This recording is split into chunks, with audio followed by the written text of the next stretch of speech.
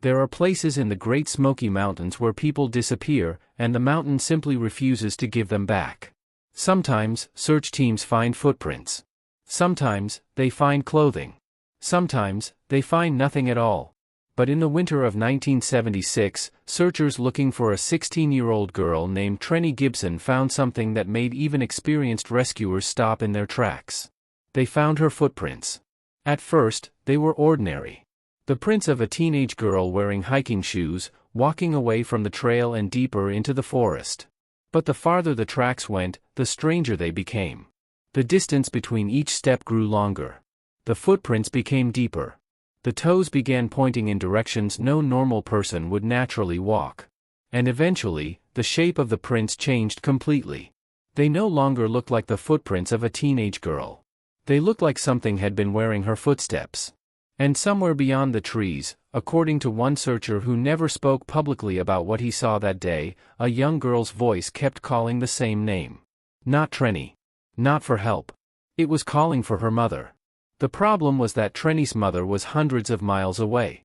And whatever was using her voice knew exactly what to say. Welcome back to the channel. If you're new here, this is the place where we explore disturbing disappearances, strange encounters, forgotten legends, and horror stories connected to some of the darkest places in America. Tonight, we're heading deep into the Great Smoky Mountains. But this isn't simply a story about a girl who wandered away from her school group. This is the story of what may have been waiting beyond Clingmans Dome. And if you think getting lost in the Smokies is the worst thing that can happen to you, wait until you hear what happened when Trenny heard her mother calling from the trees. The story begins with a school trip. And the last person who saw Trenny Gibson would later remember one detail that he wished he could forget. She wasn't running. She wasn't crying. She wasn't being chased. She was walking toward the voice. The Great Smoky Mountains have a way of making distances meaningless. A trail can appear perfectly ordinary from one direction and completely unfamiliar from another. Trees block the horizon. Fog moves between the ridges. Sounds travel strangely through valleys, sometimes seeming to come from directly beside you when the source is hundreds of feet away. For visitors, it can feel beautiful. For experienced hikers, it can feel dangerous. And for someone who is alone, it can become something else entirely. In 1976, the mountains were quieter than they are today. There were fewer people carrying cameras everywhere they went. No smartphones. No GPS trackers. No emergency location beacons. If someone disappeared into the forest, there was no satellite signal waiting to reveal where they had gone. There was only the trail, the trees, the weather, and the people searching. Trenny Gibson was part of a school group visiting the Great Smoky Mountains. She was young, energetic, and familiar enough with the outdoors that nobody initially considered her disappearance impossible. That was the first mistake. The second was assuming she had simply gotten lost. Because according to the people who remembered those final moments, Trenny didn't look lost. She looked like someone who knew exactly where she was going. The group had been moving through the mountainous terrain when Trenny began to drift away from the others. At first, nobody was alarmed. Students wander. Someone stops to tie a shoe. Someone falls behind to talk to a friend. Someone sees something interesting between the trees and steps off the trail for a moment. In the mountains, a few seconds can become a few hundred feet. And a few hundred feet can become an entirely different world. Trenny was seen leaving the immediate group. That was all. No dramatic scream. No sudden disappearance. No obvious struggle. Just a girl walking away. The person who noticed her assumed she would turn around. She didn't. Then someone called her name. Trenny stopped. For a moment, she stood between the trees. Her back was toward the group. The wind moved through the branches above her. And then she turned her head slightly. That was when she heard it. A woman's voice. Soft. Familiar. Almost impossibly familiar. Trenny? She froze. Her classmates heard nothing. At least, that's what they would later say. Trenny looked toward the trees. The voice came again. Trenny, honey. This time, she knew exactly who it was. Her mother. There was no mistaking it. Not to Trenny. Not to a daughter who had spent years hearing that voice call her name from bedrooms, kitchens, porches, and across crowded rooms. It was the voice that had told her to come inside when it got dark. The voice that had called her for dinner. The voice that had comforted her when she was sick. The voice she associated with home. And now it was coming from somewhere inside the Great Smoky Mountains. Trenny stared between the trees. Her expression changed. Someone behind her asked what was wrong. She didn't answer. "Mom?" She whispered the word. The forest swallowed it. For several seconds, nothing happened. Then the voice answered. "Come here." Trenny took one step forward. Someone from the group called her name again. She didn't respond. "Trenny." She took another step. The strange thing was that the voice wasn't coming from the same place anymore. It seemed farther away. Not much. Just enough to make her move. Someone called her name, then another. No response. The trees thickened. Another minute. The sunlight still disappeared beneath the branches. Then someone walked into the trees. Someone shouted that she shouldn't go farther. Silence. Trenny finally looked seemed back. Strangely empty. And for the briefest moment, quiet. The person watching her thought she looked frightened. There is a difference. Not quiet confused. Means there is nothing to hear. Not curious. Empty means frightened. You expect something to be there. Then she turned toward the forest again. The searcher disappeared behind the trees. Trenny. At first, a bird suddenly nobody understood what had happened. Branches there was shook. No reason to panic. Then everything became not still. Yet. The assumption began was looking simple. Around. Trenny had stepped away realized from the group something and was return. People spread out. They then another nearby trail. They called her name. They looked behind trees, along slopes, around rocks, and near small openings. Nothing. No answer. No movement. No Trenny. And then somebody found the first footprint. It was fresh. A hiking shoe had pressed into damp soil just beyond the trail. The shape was unmistakable. Someone had walked that way. They followed it. Another print. Then another. The tracks went deeper into the forest. They were not running. They weren't even hurried. They looked like the footsteps of someone walking normally. That should have been comforting. It wasn't. Because the tracks were moving away from the trail. And whoever had made them seemed to have no intention of turning back. As word spread, the situation changed. This was no longer a student who had wandered a little too far. This was a missing person. The adults began organizing a search. People went in different directions. They shouted Trenny's name. They listened. They checked ravines. They searched around the trail. They looked for clothing, broken branches, anything that could indicate where she had gone. But the footprints became increasingly difficult to follow. The terrain changed. The ground became covered with leaves. Rocks interrupted the trail. Roots crossed the soil. Then fog began drifting through the trees. And somewhere beyond the immediate search area, something happened that nobody could explain. A searcher heard a woman calling. "Trenny." He stopped. He later said he thought someone else had joined the search. He turned around. There was nobody there. The voice came again. "Trenny, honey." The searcher looked toward the trees. His first thought was that Trenny's mother had somehow arrived. But that was impossible. Her mother was nowhere near the Smokies. She was hundreds of miles away. The searcher shouted back. "Who is that?" No answer. Then the voice came again. This time, it was closer. "Trenny." The searcher felt the hair rise on his arms. He started moving toward the sound. Then he stopped. Something about it was wrong. The voice was perfect. That was the problem. Not similar. Not vaguely familiar. Perfect. It sounded exactly like a human mother calling for her daughter. But there was something missing. Emotion. The voice sounded like someone who had learned how a mother was supposed to sound. Not someone who actually was one. The searcher stood still. The voice called again. "Trenny, come here." He looked toward the trees. And then he heard another sound.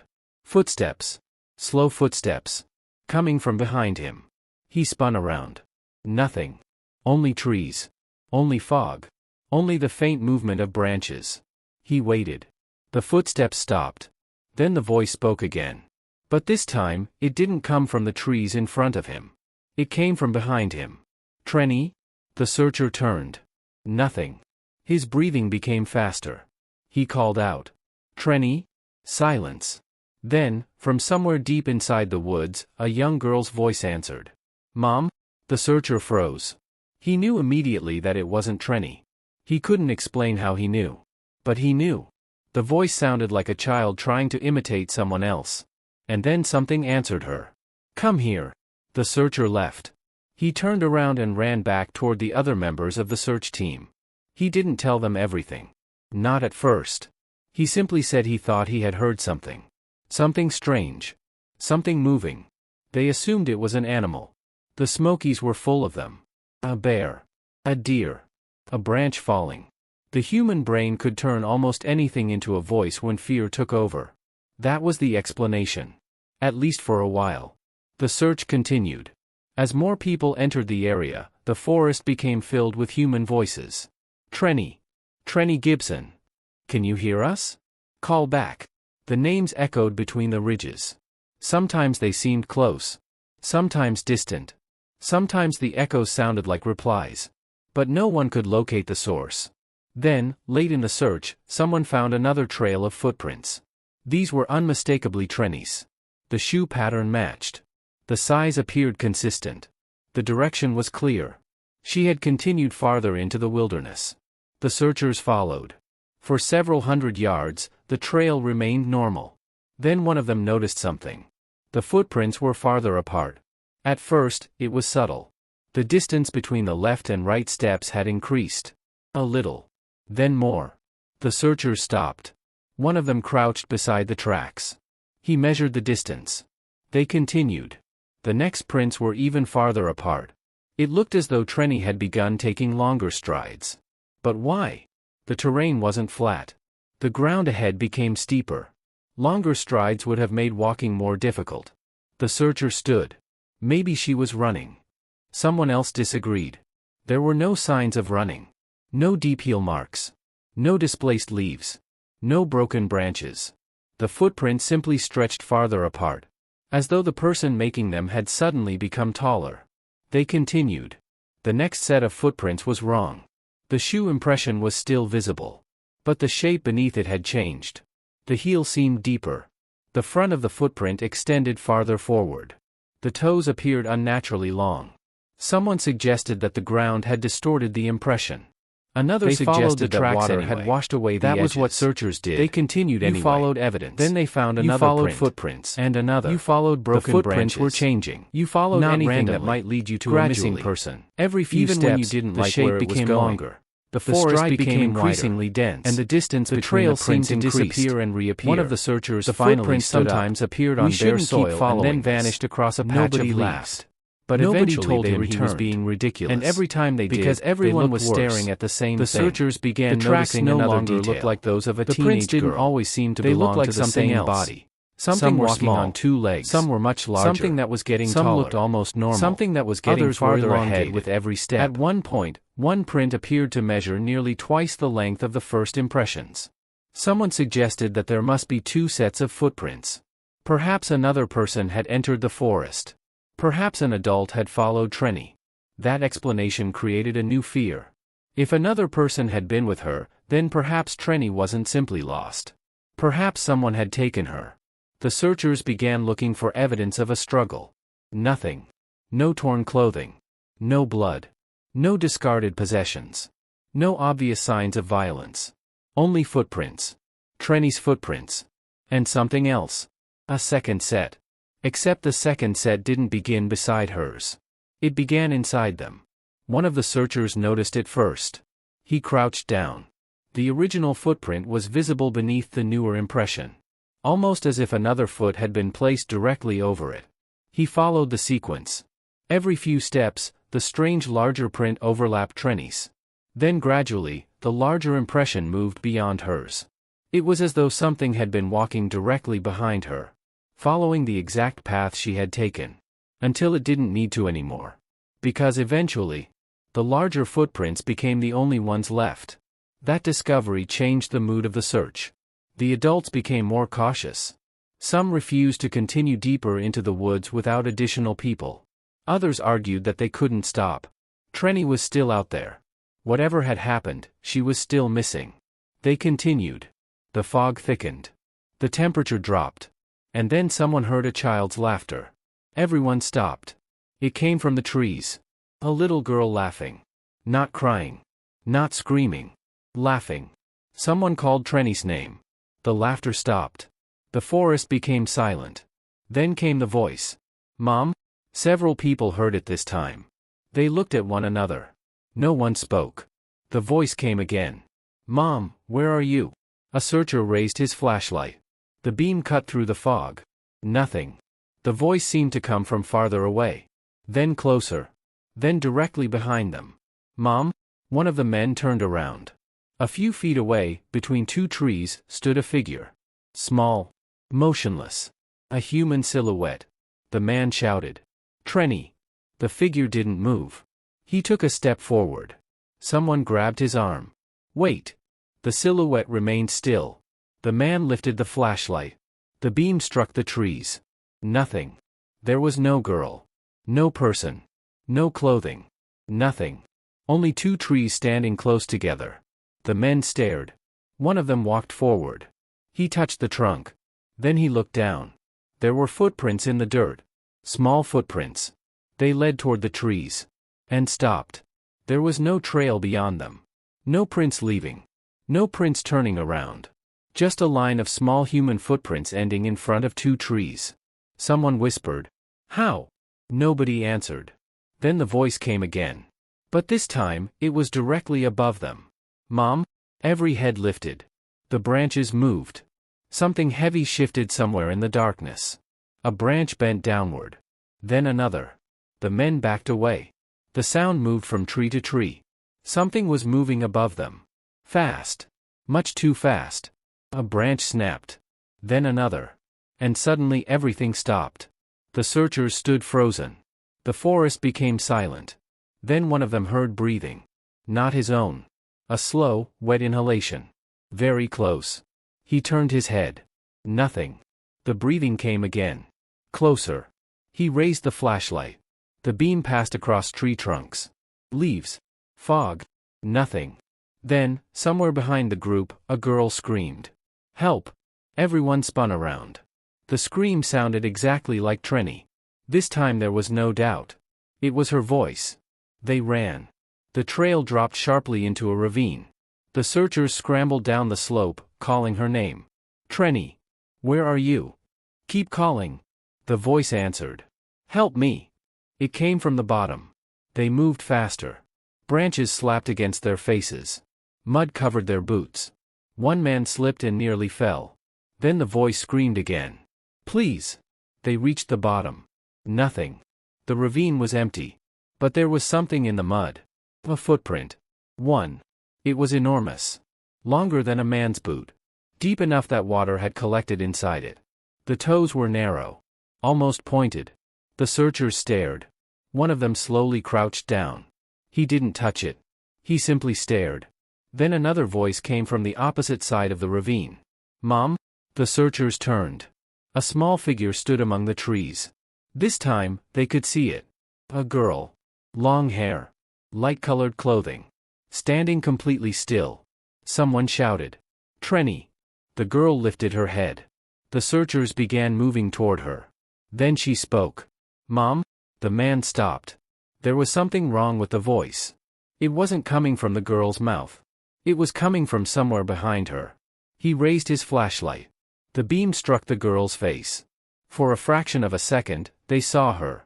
Pale. Wide eyes. Terrified. Her lips were moving. But no sound came from them. The voice was coming from behind her. And from somewhere behind them, the girl looked over her shoulder. "Mom?" And that was when another the searchers saw something move in the trees. "Don't leave me." Too tall. Then another. Something standing behind her. "Please come back." Something that seemed to unfold itself from the darkness. "I'm right here." The girl's face changed. The voices multiplied. She looked directly at the searchers. Different ages. Her mouth opened. This time from the same darkness. Came from her. All asking the searchers to turn around. Nobody did. At the exact same moment, when the group finally reached the trail, darkness swallowed the ravine. One man was bleeding from his forehead. Something crashed through the trees. Another had lost his flashlight. The searchers ran blindly. Someone had torn his jacket. Branches tore at their clothing. But they were alive. Someone fell. And Trenny was still missing. Someone grabbed him. The official explanation was simple. They didn't stop. They had become disoriented. Nobody looked back. Fear had caused them to misinterpret sounds. The forest had played tricks on their senses. The human brain could create voices from wind, branches, animals, and echoes. That explanation made sense. It had to. Because the alternative was impossible. The search resumed the following day. But something had changed. The footprints were gone. The original tracks that had been carefully followed through the forest had disappeared. Not covered. Not washed away. Gone. The soil remained soft. The leaves remained undisturbed. But the footprints were no longer there. Except for one. A single print remained in the middle of the trail. It was much larger than the others. And beside it was a small object. A piece of fabric. The searcher who found it immediately recognized the material. It appeared to come from Trenny's clothing. The fabric was damp, cold, and covered with something dark. At first, they thought it was mud. Then someone noticed the smell. It smelled like wet earth. But beneath that was another odor. Something metallic. Someone held the fabric closer. He saw what looked like fingerprints. Not human fingerprints. Long marks. Thin. Almost like fingers had pressed into the cloth while it was wet.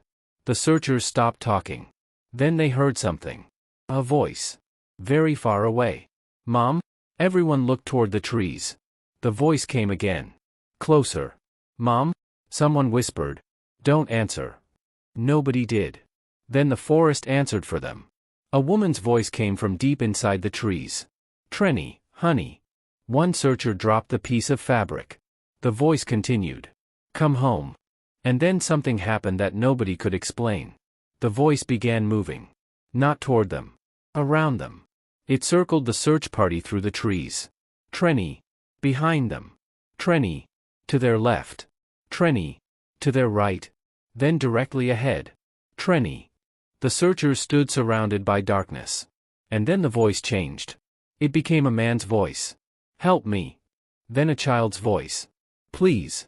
Then an old woman's voice. "Don't go." Then, finally, Trenny's voice. Very soft. Very close. "I'm still here." The searchers didn't see anyone. But one man later insisted he saw movement between the trees. A tall shape. He said it was standing perhaps 50 yards away. At first, he thought it was a person. Then the shape bent forward. Too far. Its upper body seemed to fold almost parallel to the ground. The man's flashlight shook. He couldn't make out a face. Only two pale reflections. He assumed they were eyes. Then the shape disappeared. Not by running. Not by stepping behind a tree. It simply wasn't there anymore. The man said nothing. He kept it to himself. Because he knew what people would say. Stress. Fatigue. Fear. The search had been going on too long. The mountains were playing tricks on them. But later that night, when the searchers gathered together, the man noticed something that made his stomach tighten. There was mud on the ground outside the camp. Footprints. Small footprints. A child's footprints. They came from the forest. They stopped at the edge of the camp. And then they turned around. Except the final prints were no longer small. They were enormous. One of the searchers followed them with his eyes. They disappeared into the darkness. He looked toward the trees. And heard a whisper. "Mom?" He didn't answer. Then the whisper came again. This time, it was using his own voice. "Mom?" By morning, the footprints had disappeared. No one mentioned them. Not officially. The search continued.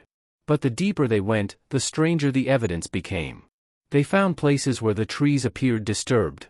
Branches broken at heights no normal person could reach. Small depressions in the moss. Long scratches on tree trunks. And once, they found a section of earth where something had dragged itself through the mud. The trail was almost 20 feet long. There were no footprints beside it. Only two deep grooves. Like something had pulled a heavy body across the ground. The trail ended at a tree. At the base of that tree was another piece of fabric. This one appeared to belong to Trenny. And carved into the bark above it were 3 words. Not scratched randomly. Not created by an animal. 3 distinct letters had been cut deeply into the tree. TRE. The rest was hidden beneath moss. Someone scraped it away. The next letter was N. Then another. The searchers stared. Tren. The final letters had been carved deeper. As though whoever had written them had pressed harder. Trenny. Her name. Why would someone carve her name into a tree? Who had done it? And how could they have known that the searchers would find it? One of the men suggested that perhaps Trenny had carved it herself. But the idea didn't make sense. The cuts were too deep. The bark was damaged several inches into the trunk. It would have required significant strength. And there was another detail. The letters weren't carved at eye level. They were far higher. Nearly 7 feet above the ground. One searcher measured it. 7 feet. Then they looked at one another. Nobody spoke. That evening, the weather changed. Fog rolled over the ridges. The temperature dropped. Visibility became almost non-existent. The search commanders considered stopping for the night. Then someone reported hearing a voice. The others stopped too. A girl's voice. The voice continued. I'm here. Over here. The commander's first reaction was immediate. Who are you? Where? The answer came from the forest. Then a voice answered. Here. Not Trenny. They moved toward it. Not a woman. The voice repeated. Not a child. I'm here. A voice that sounded old. Then the voice changed. You know her. Over here. The searchers stared at one another. They followed again. The man raised his flashlight. Over here. Where is she? Farther.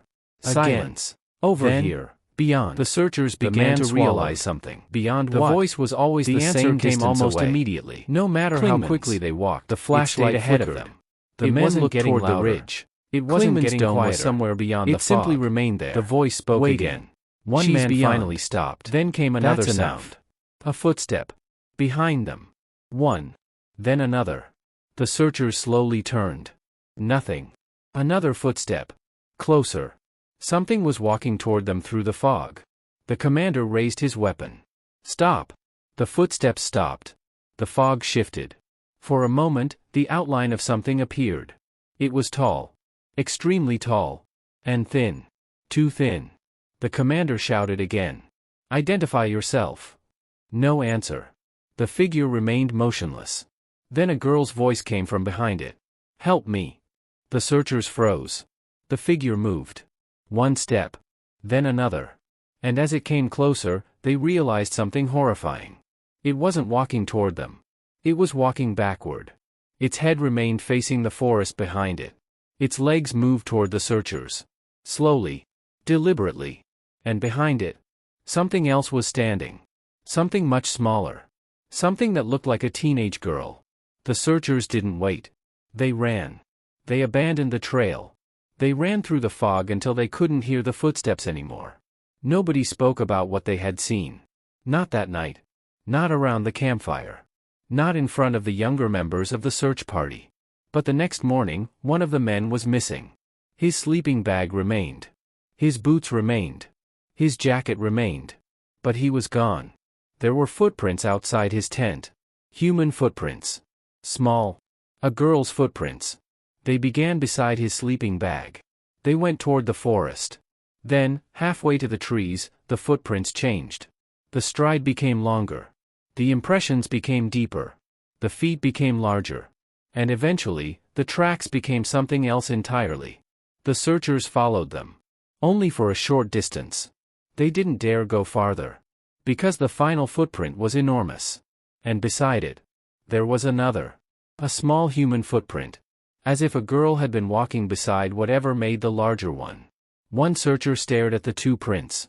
Then he noticed something else. The small footprint was facing the searchers. The large one was facing away. And between them was a line of disturbed earth. Like someone had been dragged. The trail disappeared into the trees. A voice came from somewhere beyond. Mom? Nobody moved. Then, I'm cold. The searchers stood frozen.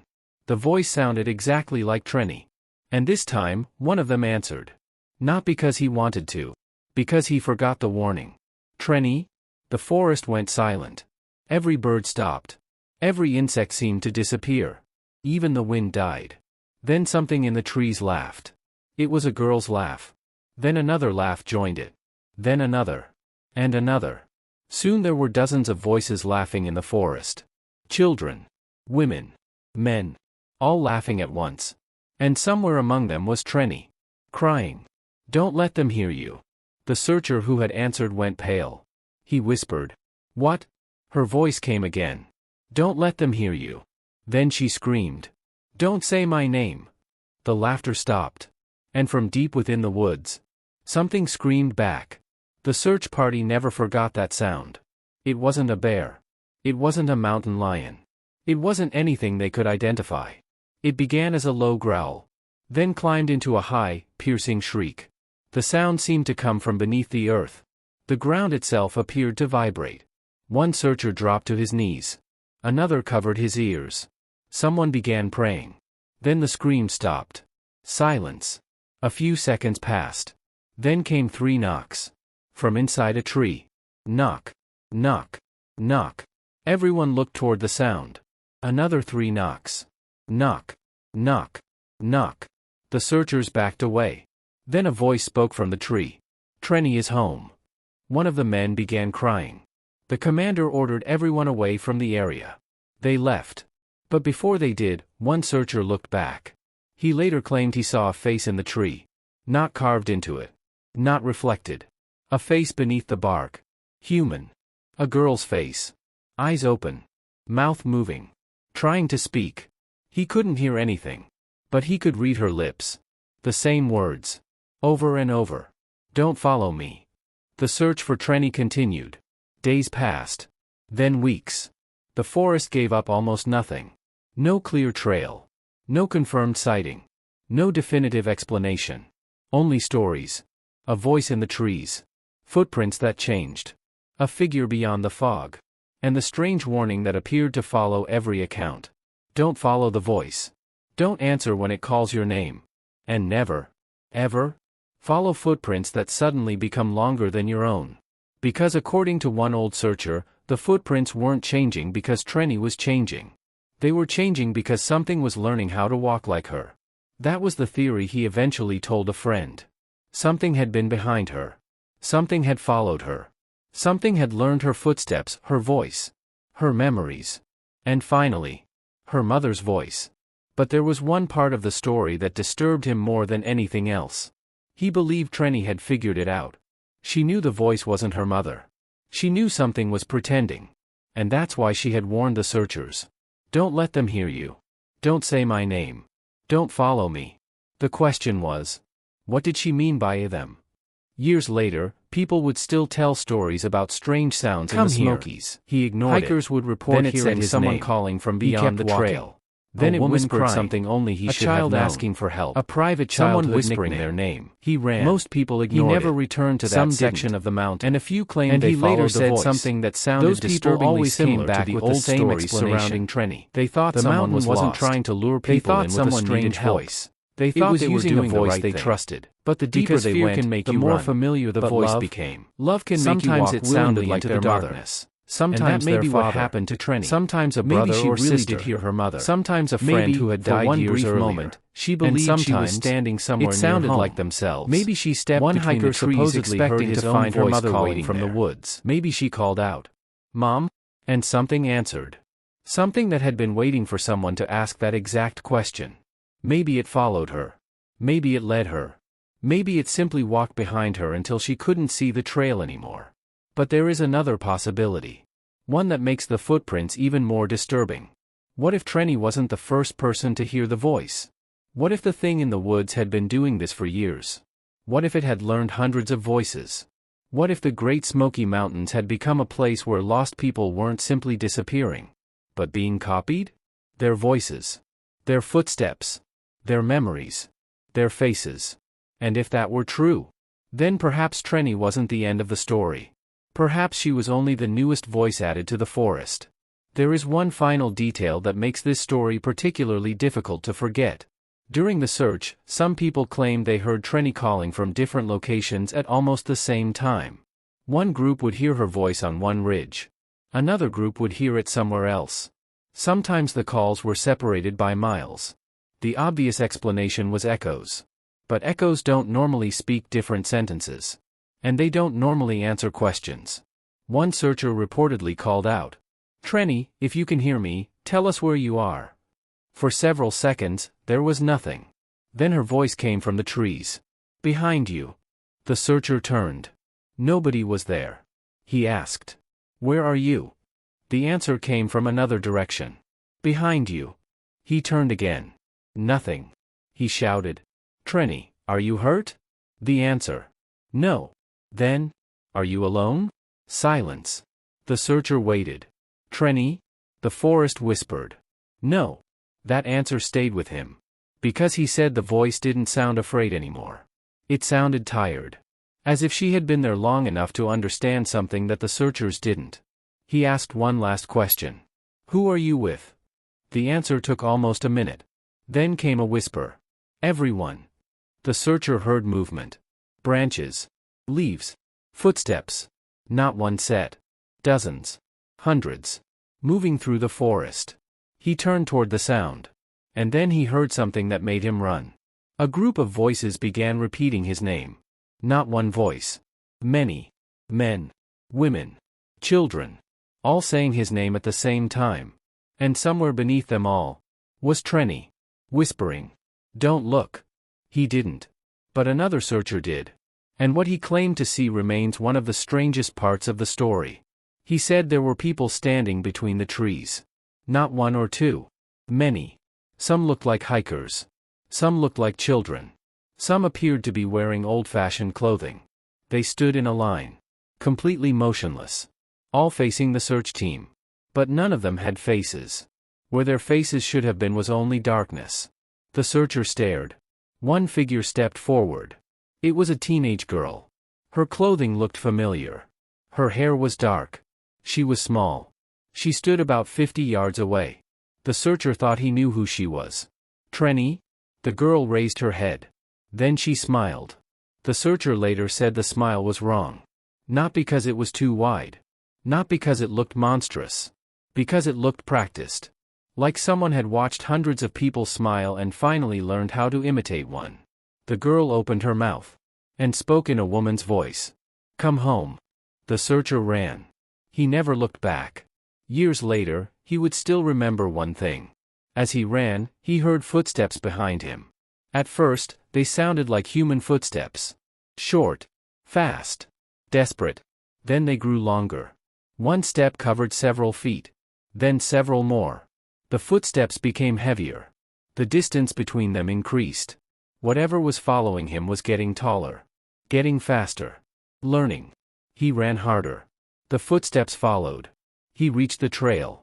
He kept running. The footsteps stopped. He turned around. Nothing. Only trees.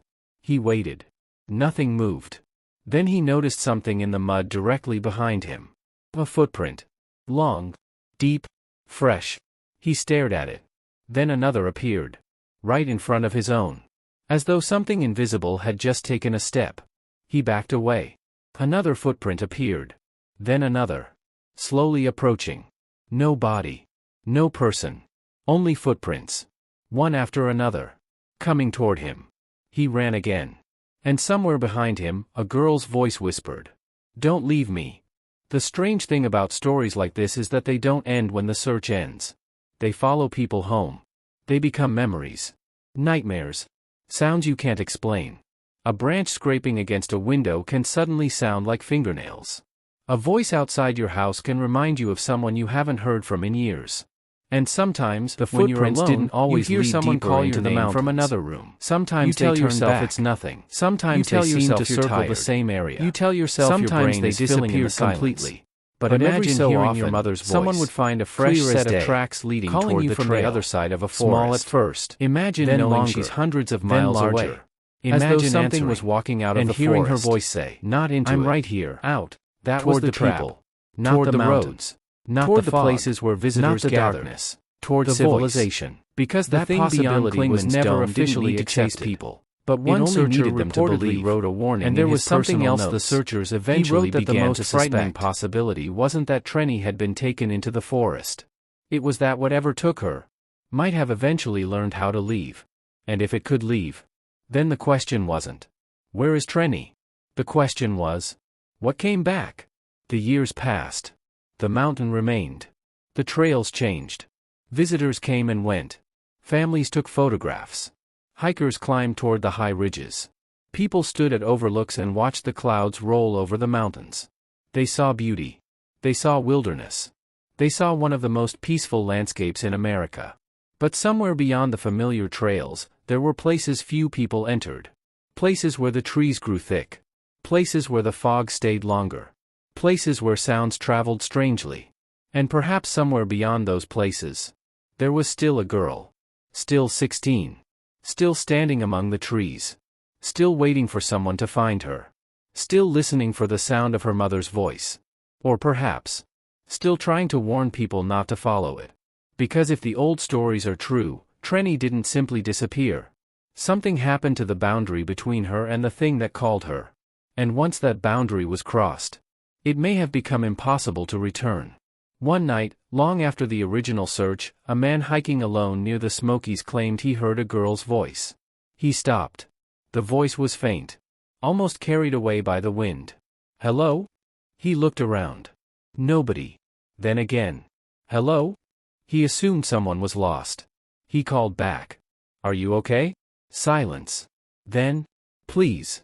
The man started walking toward the sound. He took perhaps 20 steps. Then stopped. Something felt wrong. The voice came again. "Please help me," he asked. "What's your name?" There was a long pause. Then the girl answered. "Trenny." The man froze. He knew the name. Everyone who spent enough time around the local stories knew the name. He backed away. The voice became louder. "Please." He turned around. The voice changed. Now it was his mother's voice. "Come back." He stopped breathing. His mother had been dead for 11 years. The voice called again. "Come back." The man ran. He didn't stop until he reached the road. Later, he returned with other people. They found his footprints. They found the footprints of another person beside them. Small. Then larger. Then impossibly long. The final print was nearly 1.5 feet in length. It pointed toward the road. Not toward the forest. Toward him. And beside it, scratched into the dirt, were 4 words. "Don't follow her voice." That story should have been enough to keep anyone away from the area. But it wasn't. Because there are always people who want to know. People who hear a warning and become curious. People who want to prove that legends are nothing more than stories. And one of them would eventually make a mistake. He would go searching for the place where the footprints were supposedly found. He would carry a flashlight, a compass, a map, and a recording device. He would enter the forest alone. He would tell his friends he was going to find evidence. He would tell them he wasn't afraid. He would tell them that if he heard Trenny's voice, he would answer. And at first, nothing happened. The trail was quiet. The trees were ordinary. The wind moved through the branches. The man continued deeper into the forest. Then his recording device picked up something. A whisper. He stopped. He rewound the recording. There it was. A girl's voice. Very faint. "Hello?" The man smiled. He thought he'd found what he was looking for. He raised the recorder. "Trenny?" The forest became silent. He waited. Then a voice answered. "That's not my name." The man's smile disappeared. The voice came again. "Closer. You know my name." He looked around. Nothing. He raised the recorder again. "What is your name?" A long silence. Then, "Turn around." He didn't. The voice whispered. "Turn around." He stood still. Then came a third voice. A woman's voice. Soft. Warm. Familiar. "Sweetheart?" The man closed his eyes. He knew that voice. It was his mother. Dead for 11 years. He whispered. "Mom?" The forest answered. Not with one voice. With hundreds. "Mom. Mom. Mom. Mom." All around him. And somewhere behind him. A footprint appeared in the dirt. Then another. Then another. They were small. Like the feet of a teenage girl. But with every step, they became longer. And the man finally understood what the searchers in 1976 may have realized too late. The thing in the woods wasn't trying to imitate Trenny. It was trying to learn how to become whoever was listening. The man turned around. And the recording device captured the last sound he ever made. Not a scream. Not a cry. A whisper. "Trenny?" Then the recording filled with static. And underneath the static, a girl's voice said, "Now you can hear me." The device was eventually found. The man wasn't. The recording became another unexplained fragment. Another story. Another warning passed between people who knew the mountains well enough to understand that some places should be left alone. And the voice whispered. But there was one thing on the recording that nobody noticed at first. So if you ever find yourself hiking through the Great Smoky Mountains and the trail suddenly becomes there was another sound. Don't panic. Footsteps. Don't run. Slow. Don't assume someone is getting closer. And if you hear a voice coming from beyond the trees, following, especially a voice belonging to someone you love, then a fourth, stop, dozens of footsteps, listen carefully, moving together, ask yourself where that person is supposed to be. If they're hundreds of miles away, don't answer. Because not the according to missing the man's. oldest version A of the different story, name. the first A name question belonging isn't to the someone danger who who had had listened to the recording. The dangerous years part later. comes afterward. A name that should never The voice have been will call there. your name. The person It who will heard use it the said voice the of voice someone you sounded like a trust. child. It will tell you that it's waiting. And if you follow it far enough, you may eventually discover the footprints. Small at first. Almost human. Then longer. Then deeper. Until the prints no longer look like they belong to the person you're following. And when you finally realize that the footprints are not leading you toward someone, but toward something, it may already be too late. Because somewhere beyond the trees, there may be a girl still waiting. 16 years old. Lost in the fog. Calling for her mother. Or perhaps she isn't calling for her mother anymore. Perhaps she's calling for you. And perhaps the reason her voice sounds frightened is because she knows exactly what is standing behind her. The story of Trenny Gibson has never truly felt finished. Not because the mountain refuses to give up its secrets, but because some people believe the search never really ended. They believe the footprints continued long after the searchers stopped following them. They believe the voices continued long after the people who heard them left the mountain. And they believe that somewhere beyond Clingmans Dome, there is still a trail that doesn't appear on any map. A trail that only becomes visible when someone hears a familiar voice calling from the trees.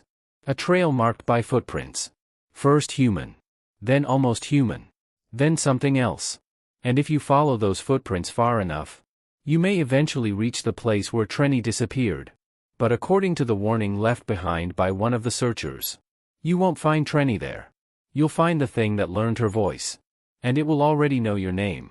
The question is, how long has it been waiting? And whose voice will it use next? Because the next time someone hears a mother calling from beyond the trees, the voice may not be calling for Trenny. It may be calling for you. Maybe the most terrifying thing about the disappearance of Trenny Gibson isn't that she vanished without a trace. Maybe it's the possibility that somewhere deep beyond the familiar trails of the Great Smoky Mountains, her story never truly ended. Perhaps her footsteps are still there, hidden beneath layers of leaves and time, beginning as the prints of a young girl and slowly becoming something that no human should be able to leave behind. And perhaps, on certain nights when the fog settles between the trees and the mountains become completely silent, someone is still walking out there, calling softly for her mother. So if you ever find yourself alone near Clingmans Dome and hear a familiar voice coming from somewhere beyond the trail, remember the warning left behind by those who searched for her: don't answer, don't follow, and whatever you do, don't look back when the footsteps behind you begin to sound closer. Because some mysteries are meant to remain buried in the mountains. And some voices were never meant to be heard again.